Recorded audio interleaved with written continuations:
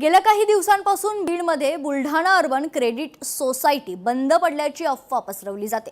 जिल्ह्यातील 5 मल्टीस्टेट बुडाल्यानंतर आता ही अफवा पसरवल्याची माहिती आहे। नागरिकांनी अफवांवर विश्वास ठेवू नये असं आवाहन बुलढाणा अर्बनच्या बँक व्यवस्थापकांनी नागरिकांना केलंय। या सगळ्याचा खरं तर आढावा घेतलाय लोकशाहीचे प्रतिनिधी हरिदास तावरे यांनी। पाहूयात। 5 ते 6 मल्टीस्टेटने घोटाळा घातल्यामुळे या ठिकाणी सर्वसामान्य नागरिकांचे जे पैसे आहेत ते बुडाले। अनेक मल्टीस्टेट अजूनही बंद आहेत। बीड जिल्ह्यातल्या जवळपास 5 ते 6 मल्टीस्टेट बंद असल्यामुळे अनेक ग्राहकांना आजही त्याचा त्रास सहन करावा लागतो। मात्र 2 दिवसापासून बीड जिल्ह्यात बुलढाणा अर्बन जी बँक आहे या बँकेचे पैसे ही बँक बंद होणार असल्याची अफवा या ठिकाणी पसरवली गेली आणि वडवणी, धारूर, केज त्यानंतर बीडची जी शाखा आहे त्या शाखेमध्ये मी या ठिकाणी आहे।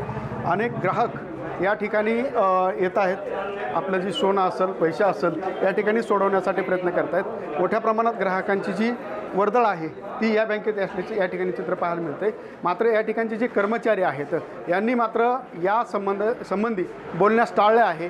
मात्र ही अफवा आहे असं ते म्हणतात। सर्वसामान्य ग्राहकांचे जी ठेवी आहेत ह्या सुरक्षित आहेत का हे देखील पाहणं तितकंच महत्त्वाचं ठरणार आहे आणि येणाऱ्या काळात बुलढाणा अर्बन बँक कशा पद्धतीने सुरळीत चालते हे देखील पाहणं तितकंच महत्त्वाचं ठरणार आहे। हरिदास तावरे, लोकशाही मराठी, बीड। अफवेवर विश्वास ठेवून फक्त सोनं सोडवण्यासाठी झालेली गर्दी आहे। तरी सगळ्या सभासदांना विनंती अशी आहे की आपला पैसा, आपली रक्कम वगैरे कुठलीही सगळ्या सुरक्षित गोष्टी आहेत तिथं, विनाकारण गर्दी करू नये।